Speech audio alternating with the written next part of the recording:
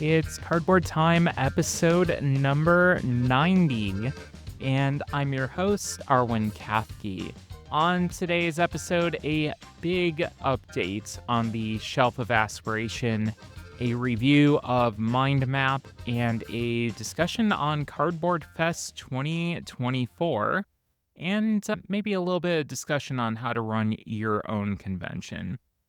So, welcome everybody. It's been a while since we last chatted, but I've had a lot going on. June, to be honest, was a huge month for me, a lot going on. If you do follow my socials, you'll kind of understand why. A lot of events to plan and coordinate and make sure that they went off without a hitch. But I had a good time. It was a good June, including Origins, including going to a drag race the last weekend of the month, which was pretty interesting. I never thought that I'd be doing that, but yeah, it's been busy. And along with that, it's been not updating you on this shelf of aspirations. So that's the first thing that I do want to talk about today because there's been a lot of movement. It is at 129 games. That is down by 7 since the last update.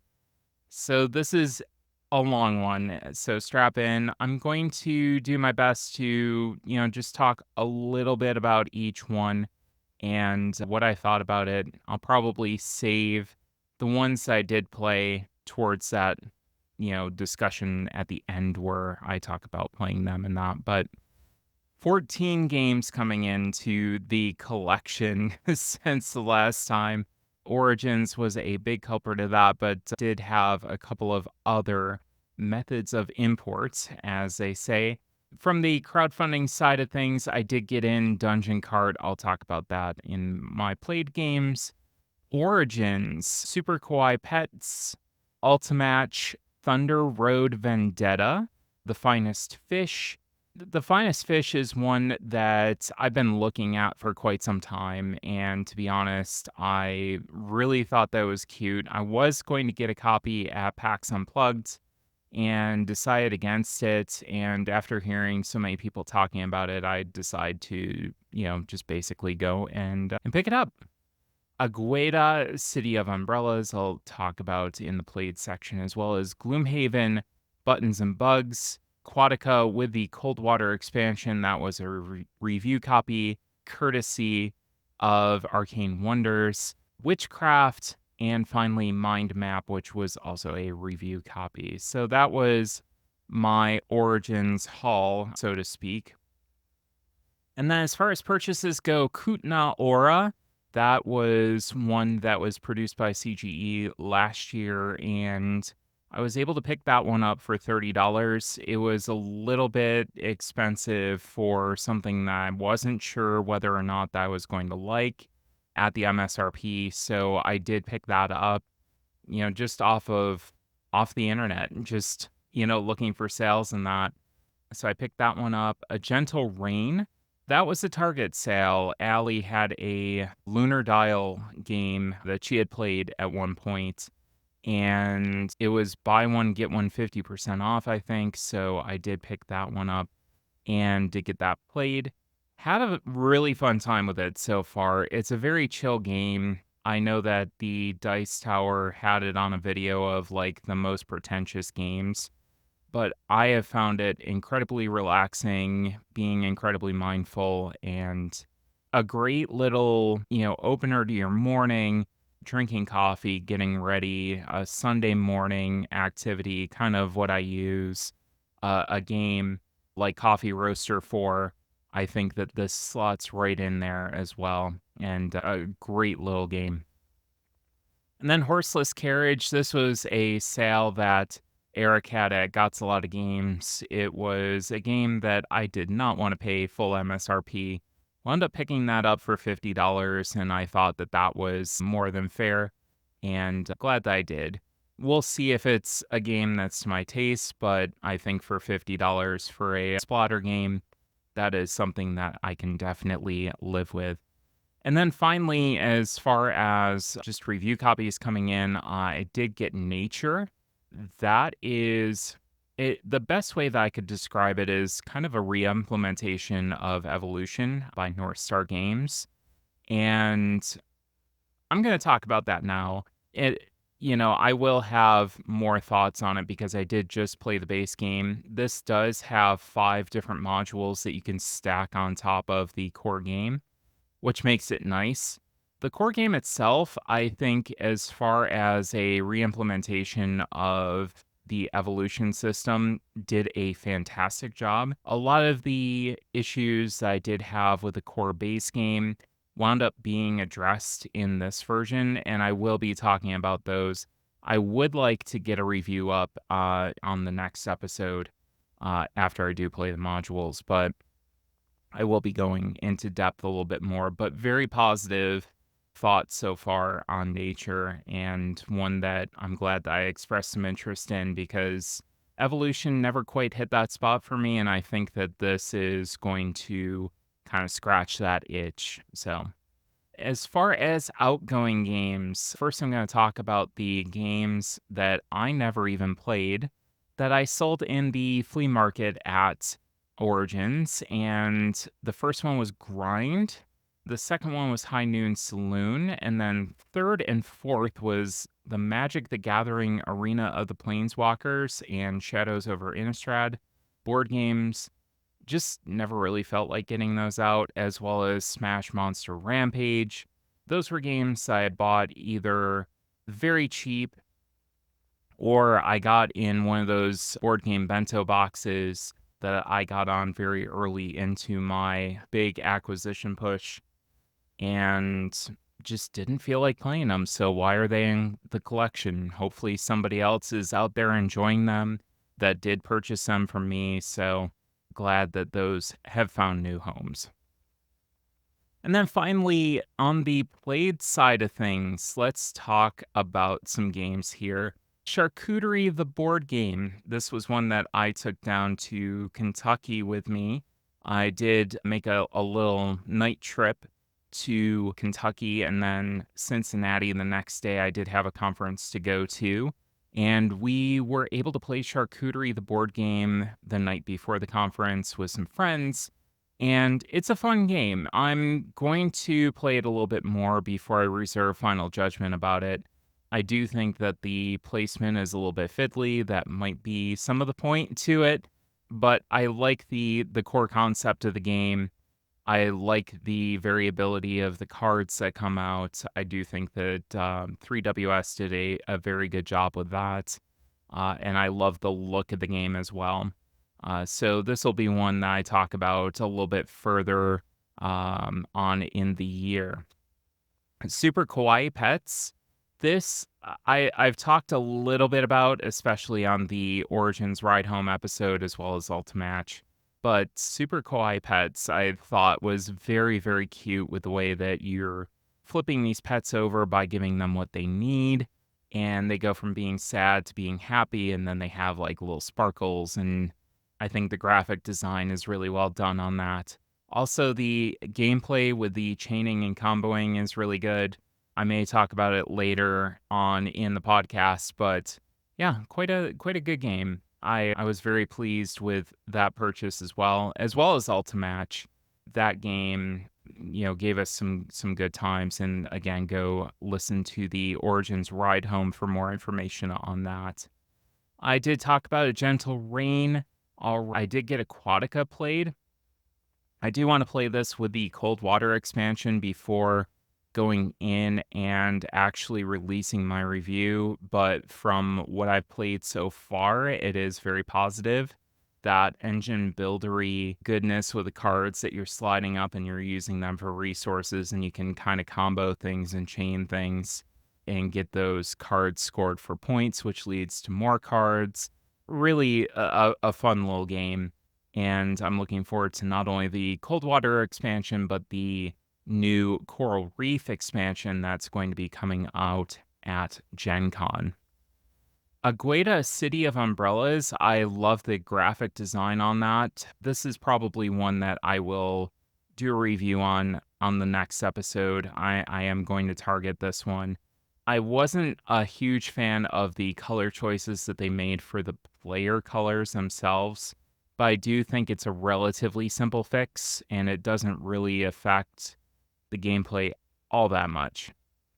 So I was very happy to see the graphic design as far as the umbrellas that you're going to draft. I do think that they did a good job with that.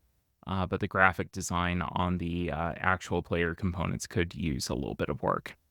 Witchcraft. This is a solo game that I also picked up, and I have played one round of it so far.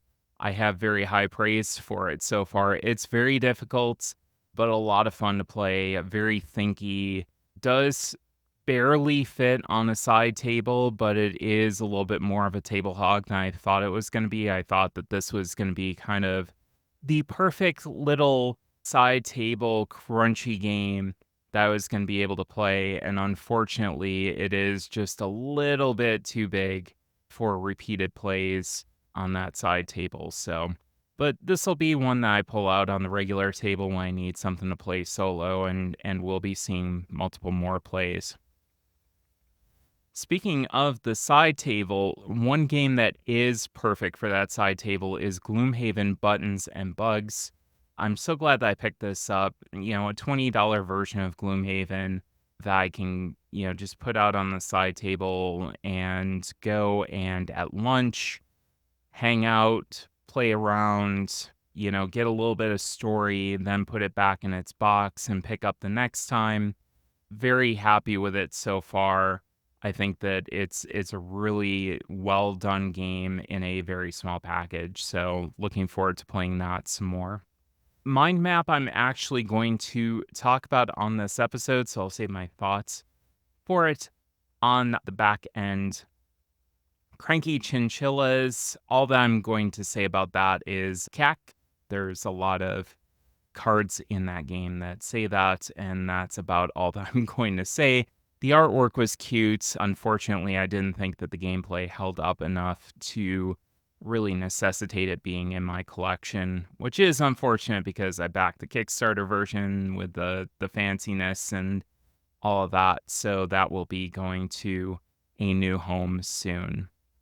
Dungeon Kart. This was a very fun racing game, very reminiscent of Mario Kart. If you can think of Mario Kart as a board game, this is exactly what that is.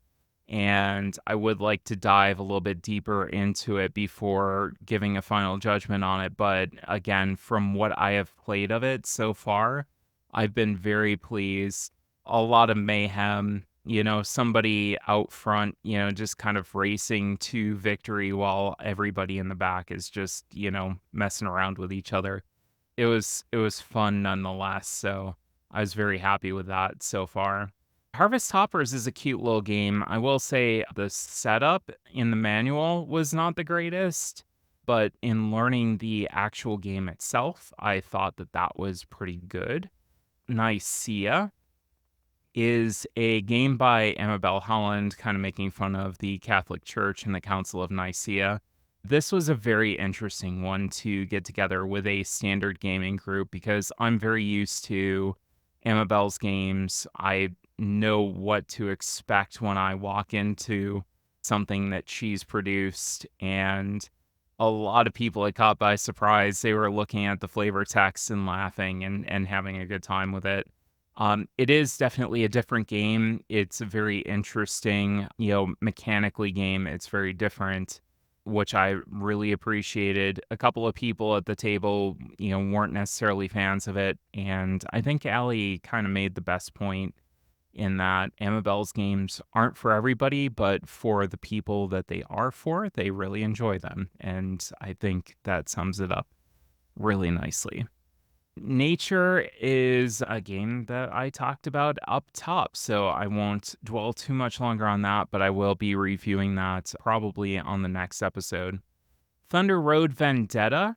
We did get this table at 5. I think that it's funny because, I thought that bringing it out to the table at 4, which is what I thought the maximum player count of it was, which it is in the base game, I thought that that was going to be like the ideal situation. And then I saw 5 and I'm like, "Oh, so more collisions and crashes and stuff like that," which is kind of what the secret sauce to that game is.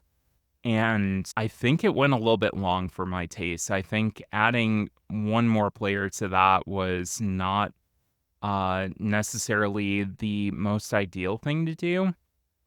We had a really good time with it.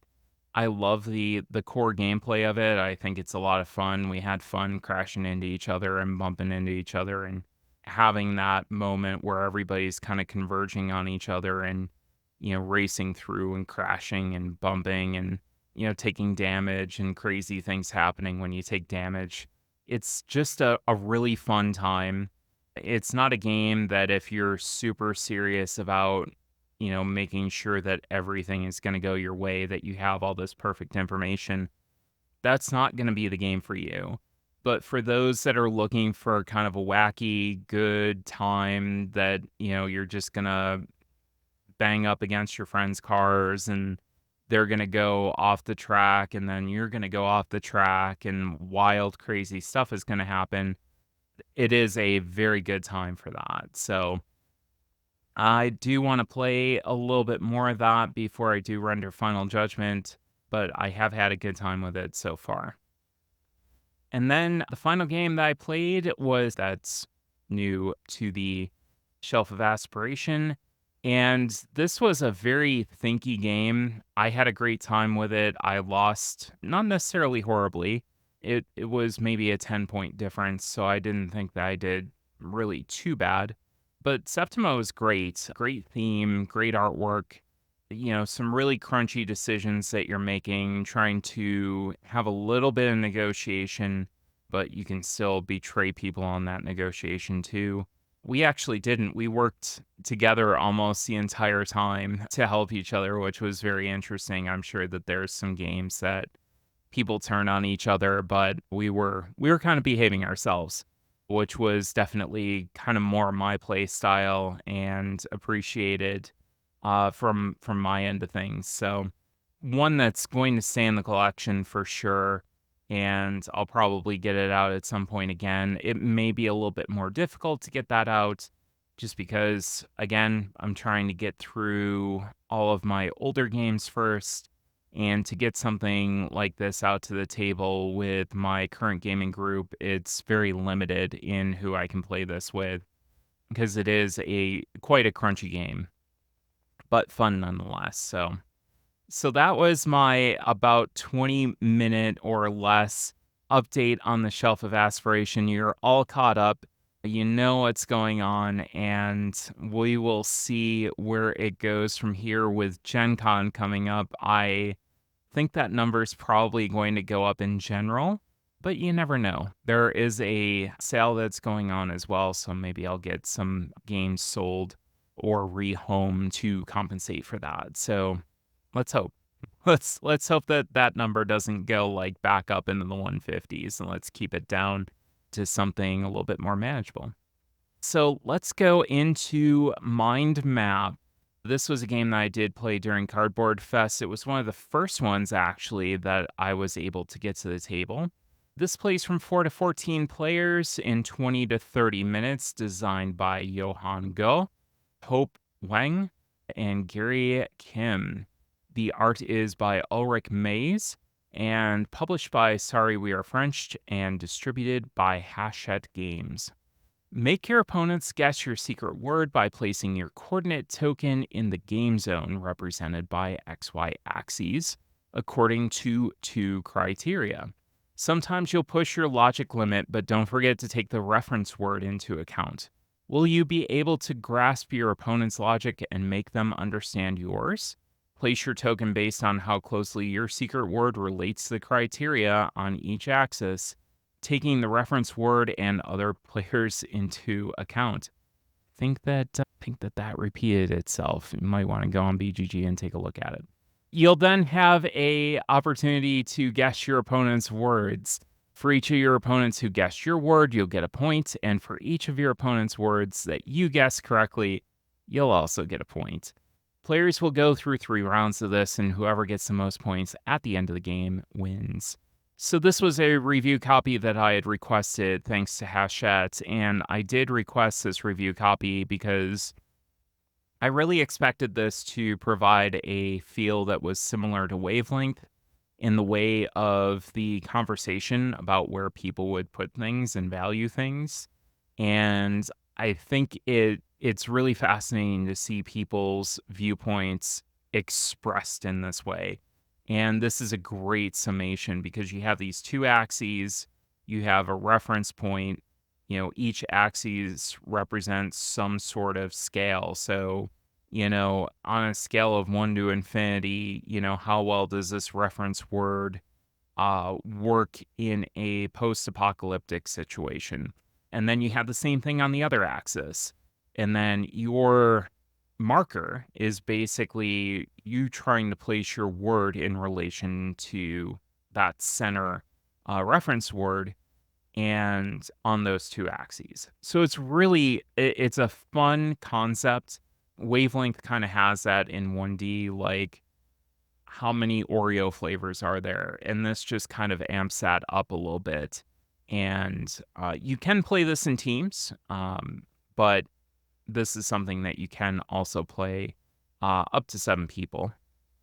And I think that it's very, very interesting what they did with this. I was definitely not disappointed with what I thought that the game was and what that delivered. Everybody was discussing, how they kind of chose the area that they did. And I love that table talk when you're getting to icebreakers as well as getting to know your friends better. I always think that these kind of games make it very interesting to have that table conversation. And this really does bring it out quite a bit. And it's quick, it's snappy. You can get a game in, it says 20 to 30 minutes, but I think once you have it set up, you could probably play a second game of it within 15 minutes. After just resetting everything, everybody knows what they're doing. It's much more quick. And I really enjoyed it. I had a really good time playing at 6. I think I would want to keep it to that like 6 or 7 point. It encourages more talk about the relativity of the tile placing. So you have to weigh where you place your tile in accordance to where your opponents are going to place their tiles. This game does play up to 14 if you use teams. I don't know if I'd necessarily want to do the team variant. I will probably try it at some point, but this is going to be one that I'm probably going to play solo just because I do have Wavelength already for that kind of team play. And then maybe at some point I'll explore this for a little bit something different. Lots of cards combine differently every time you play, so that's a really cool thing. You have the two axes that are going to be different. Your different combinations, along with your reference word, are also going to be pretty cool and variable as well. I will say a couple of the caveats. Those who are younger or maybe not familiar with graphs might need some additional guidance on how to play this and what those mean. And maybe a great teaching method for it, to be honest. But I mean, for my group, this worked really well. Everybody grasped it after the first round, and I think it was maybe a 5-minute teach, if that. Everybody picked it up very quickly, but there may be a couple of people that aren't good with math, might be a little bit younger. That may be a boundary for them that they have to overcome. The tiles also might have been a little bit too big and taking up space for other players to put them down. We didn't see anything necessarily explicitly saying that you couldn't just place tiles on top of each other, although I think that would kind of ruin the the core aspect of the game, as far as like overlapping part of the tile or whatever. And it did get a little bit crowded out there to place your word kind of where you wanted it. So, I would maybe size them down just a bit. But the caveat to that is the fact that it does help with overall visibility. So I thought that the visibility of that was well done. The color vision of it was also really well done. Very good double coding, no issues at all. And I was able to see everything at all times and know whose was whose. So I thought that that was also very, very well done. In final thoughts, I'm really glad that I asked for a copy of this because I think it, really does, take that quote unquote on what scale genre like you would see in a wavelength. I'm sorry to keep comparing this to wavelength, but it really is very similar, just in two dimensions as opposed to one. And it really does take it into a more satisfying territory than your traditional party game that you would see on the market. So I think this will be a great one for the family, especially older adults who can understand this very well and very easily. You'll have a very easy time explaining this to people, and I do think that this is going to be something that your more seasoned gamers are going to want to play as well, including me. I really did enjoy this. This will probably be at the front of my mind for the near future when it comes to those opener or icebreaker games, especially as we head deeper into convention season. We have Gen Con, we have Dragon Con that's coming up, as well as PAX Unplugged and a couple of other conventions. I think that this might wind up in my bag for all of them just because it's a really good icebreaker to get out with new groups and kind of bringing groups together and kind of seeing who everybody is and what their thought process is. So, definitely a good one. I would pick it up. I think it's pretty cheap as far as the MSRP goes. And I think if you enjoy that kind of wavelength style, this is also one that is definitely worth a look, and that is Mind Map. So, to wrap things up, I'm going to talk about Cardboard Fest a little bit. And for those of you who don't know what Cardboard Fest is, it's my yearly game convention that I host at my home. And really, it's just a good excuse to get a bunch of friends together, get them playing games and hanging out and having a good time, maybe eat some barbecue. We did have brisket, we had some hot dogs and a whole bunch of other snacks. Our friend Lori made these cookies that are like lavender cookies, lavender blueberry, I believe. And there is a little cookie shop that is in one of the local malls around here that does the exact same cookie, and she has perfected this recipe. And it's always something that I look forward to getting every time that I'm there. And now, I don't necessarily have to because I can just ask Lori to make some cookies for me. So those were great, and again, just the camaraderie and the people that were there were also fantastic. I did run this over 3 days. It was the Thursday, Friday, Saturday with Sunday to kind of have a cool off day and get ready for the week, recording and work and all of that fun stuff, getting back to life in general. So yeah, it was a lot of fun. But I do want to talk about a couple of things. The first thing that I do want to talk about is a couple of games that we did play that I didn't talk about up top. And I wanted to start off with some of the games that I played but were not in my collection already. The first one was Iki. This was a game about artisans and basically basically planning these spots for these artisans and then going and visiting them. A lot of resource management, kind of worker placements with a rondel in the middle, and you're kind of building out that rondel because it starts off with an initial ability, and then these artisans provide an additional ability that you'd be able to take if you landed there. So it made for some really interesting gameplay. There were some hazards that you needed to avoid, a la, the traditional Uwe Rosenberg or Stefan Feld, punishing game where you have to feed your workers and, had to make sure that you accounted for something on a track or else something was going to start on fire, that kind of thing. This was on its way until I played Septima, which I do think, slightly edged out this game of being my game of the convention. And I'm really glad that I played it. It's probably not one that I'm going to have to buy immediately just due to its weight. And that does get into the discussion of who am I going to play this with? How often am I going to get it to the table? But if I do see it at a flea market, I'm definitely going to pick that up. I will be on the lookout for it. Really, really good game.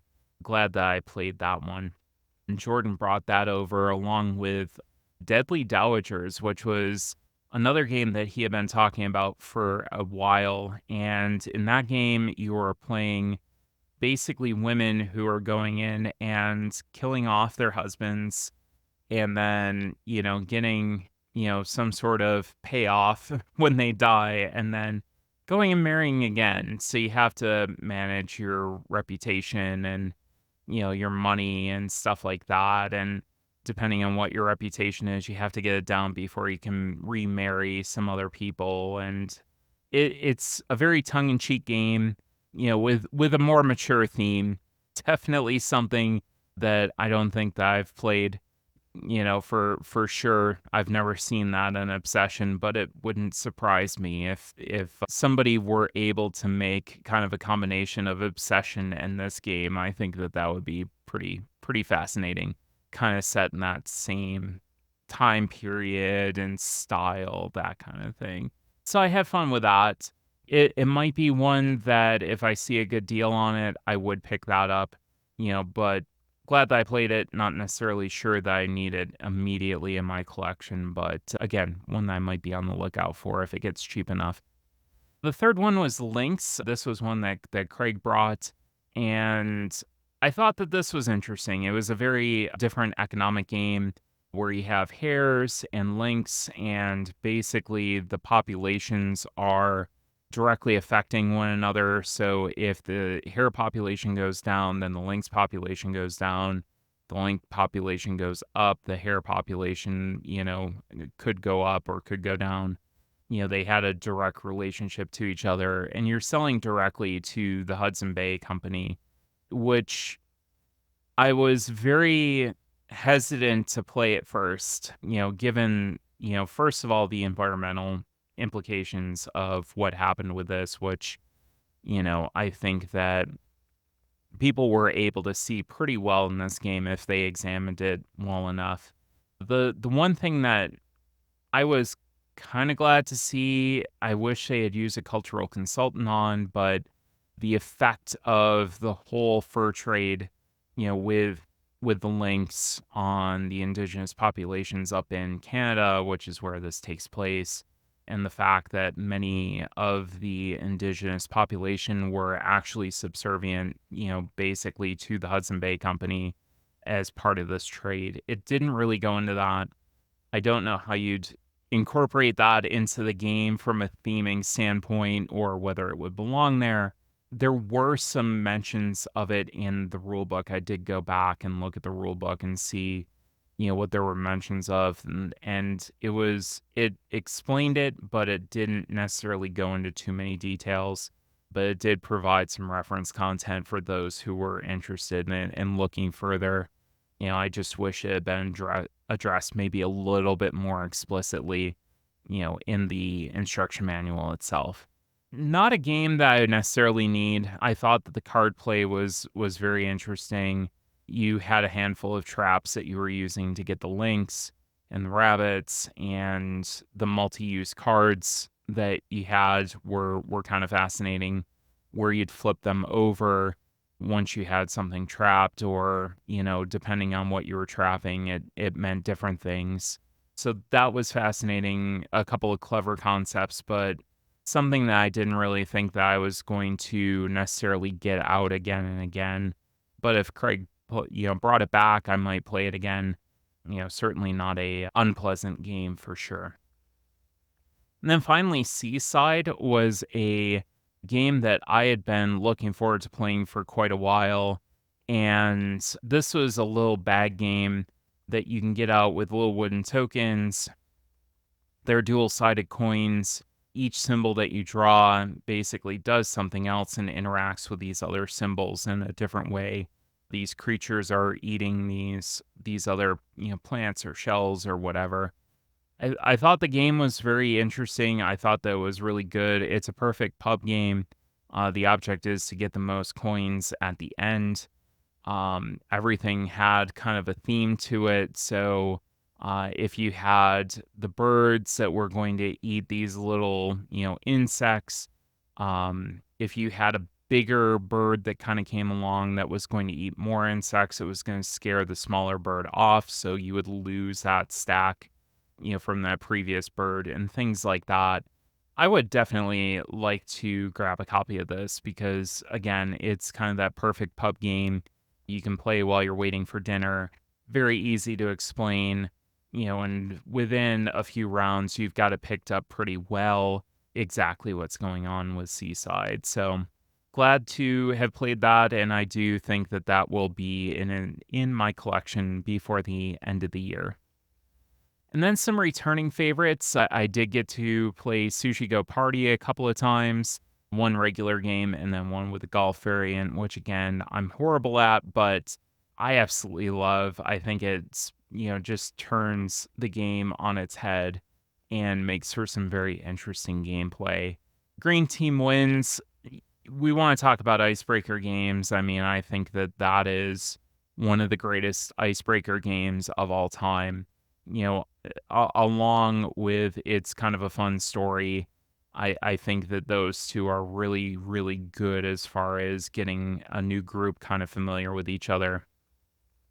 And then finally, Scout is a classic. I like getting that played every once in a while. Everybody has fun with it. Another game that's very easy to learn.